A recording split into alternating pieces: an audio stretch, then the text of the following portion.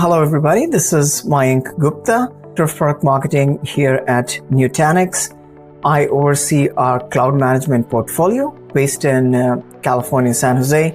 Been here for almost 4 years. For those of you who do not know Nutanix is a purveyor of hyperconverged infrastructure. But again, simplistically speaking, our mission is to make IT so simple that the infrastructure becomes invisible. So anybody can deploy their applications, manage their applications, their infrastructure in a very easy manner.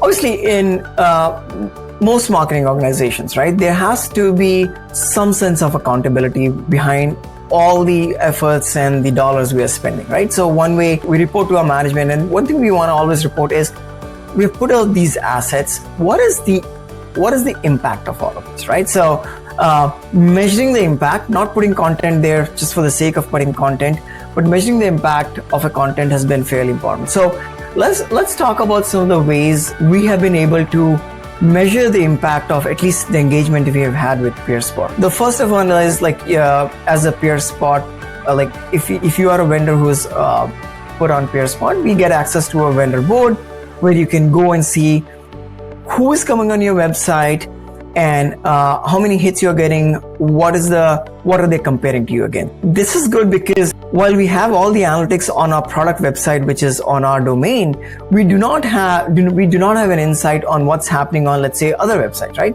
Obviously, we can buy that intent data from other third parties, but with PeerSpot, we get that. So we've always seen a good correlation between people, what's happening on our website versus how people are checking our reviews on PeerSpot.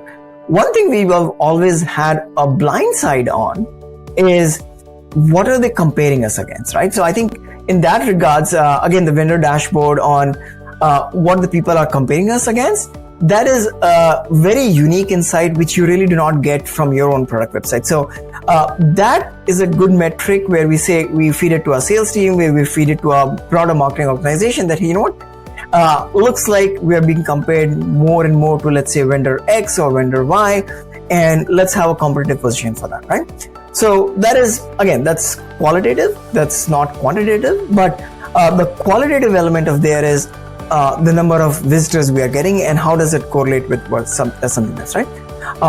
Something else that we do is the white paper. We usually put it as a gated asset.